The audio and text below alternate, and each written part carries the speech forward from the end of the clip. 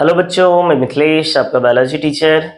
तो आज के रिवीजन के क्लास में हम आपको बताने वाले हैं कि एक एम्ब्रियो सैक का स्ट्रक्चर कैसा होने वाला है। तो टॉपिक है हमारा स्ट्रक्चर ऑफ एम्ब्रियो सैक।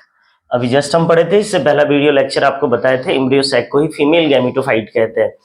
तो देखें, अभी तक जो हम पढ़ाए हैं स्ट्रक्चर से पहले फॉर्मेशन ऑफ एम्ब्रियो सैक, तो हम आपको बताए थे एक फंक्शनल मेगास्पोर होता है और उस फंक्शनल मेगास्पोर में लगातार 3 बार एंडोमाइटोसिस या फिर फ्री न्यूक्लियर डिवीजन होता है, जिसके रिजल्ट में 8 न्यूक्लियस बनते हैं, जिसमें से 4 न्यूक्लियस माइक्रोपाइलर एंड पे होता है और 4 न्यूक्लियस कलेजल एंड पे होता है। फिर इसी के ऊपर सेल वॉल का फॉर्मेशन होता है, जिससे कंप्लीट एक एम्ब्रियो सैक बन के तैयार होता है। तो जब शुरुआती स्टेज में देखें तो ओव्यूल का माइक्रोपाइल ऊपर रहता है, जिसको कहते हैं ऑर्थोट्रोपस ओव्यूल।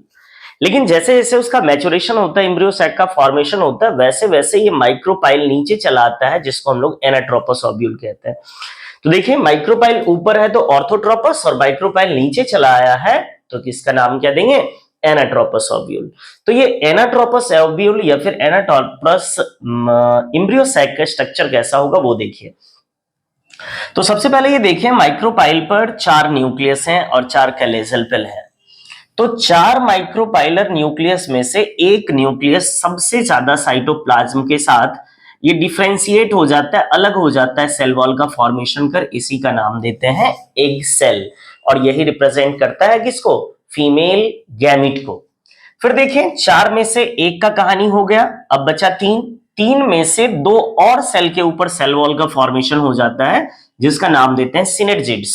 तो माइक्रोपाइल पे 4 न्यूक्लियस से 4 में से सबसे पहले एग बना, फिर बना सिनर्जिड्स।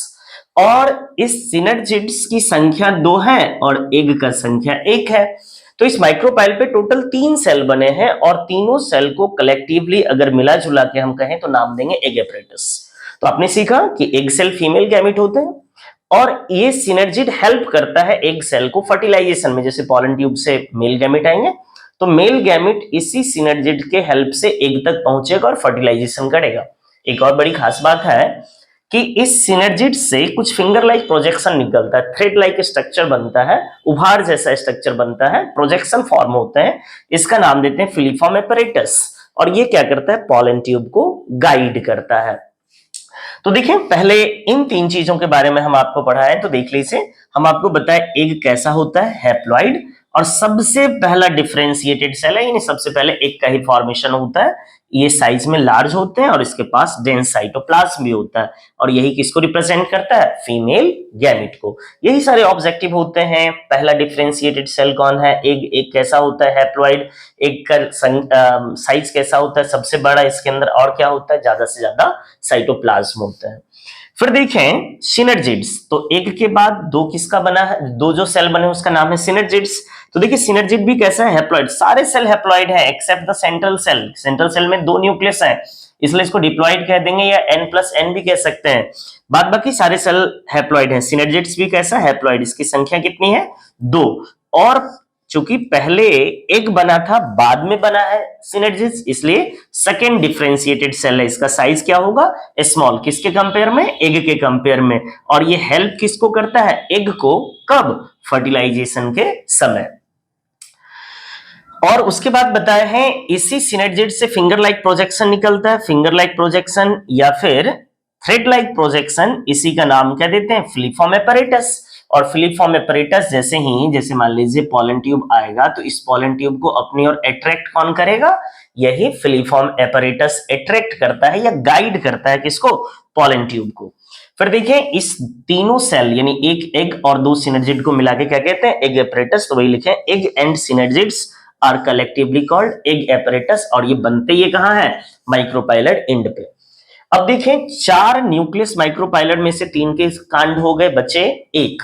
अब वो इधर वाला चलाता है, सेंटर में चला जाता है। फिर देखिए, कलेजल एंड पे भी 4 है। 4 में से 3 के ऊपर सेल वॉल का फॉर्मेशन हो गया, इसका नाम दिए एंटीपोडल्स।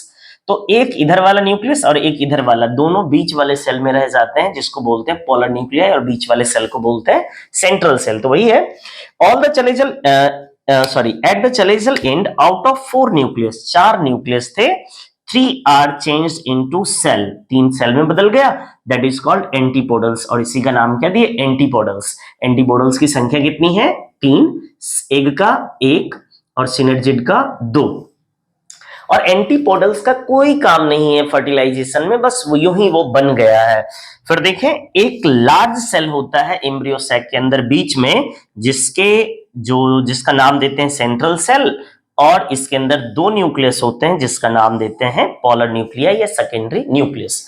तो इससे क्वेश्चन पूछने वाले ये होते हैं कि एग एपरेटस में कितने सेल्स होते हैं, 3, एक एग और 2 सिनर्जिड्स होता है। फिलीफॉर्म एपरेटस कौन बनाता है, सिनर्जिड्स बनाता है। फिलीफॉर्म एपरेटस का क्या काम है, पॉलन ट्यूब को गाइड करना है। कौन से चलेजल इंड पे सेल बनते हैं, एंटीपोडल्स। एंटीपोडल्स कितने होते हैं, 3। उसके बाद पोलर न्यूक्लियाई, कितने न्यूक्लियस होते हैं, 2। कहां होता है, सेंट्रल सेल में। अब काम की बात देखा गया है कि ज्यादा से ज्यादा क्वेश्चन शॉर्ट टर्म में इससे पूछ लेता है। अब देखें, एक मैच्योर एम्ब्रियो सैक में देखें तो टोटल 6 न्यूक्लियस हैं नए वाले, 1 2 3 4 5 6, 6 नए न्यूक्लियस सेल है और एक पुराना सेल है। टोटल 7 न्यूक्लियस और 7 सेल, 1 2 3 4 5 6 और एक ये 7 सेल और 8 न्यूक्लियस। इस 3 के अंदर 1 1, इस 3 के अंदर 1 1 6 और 2 न्यूक्लियस यहाँ 8।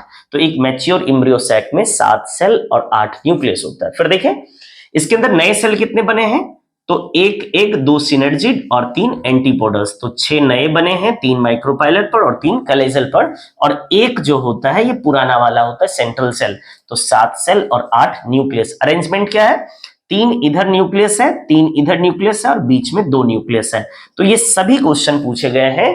तो आज हम आपको बताए कि ये एक स्ट्रक्चर एम्ब्रियो सैक का कैसा होता है, और ये भी बता ही चुके हैं कि इसी एम्ब्रियो सैक का नाम देते हैं फीमेल गैमेटोफाइट, क्योंकि इसी के अंदर फीमेल गैमेट एग का फॉर्मेशन हुआ है। अगर ये वीडियो आपके काम कर रहा हो तो अपने मित्रों में शेयर करें, लाइक करें, कमेंट करें। मिलते हैं अगली क्लास में, तब तक के लिए धन्यवाद।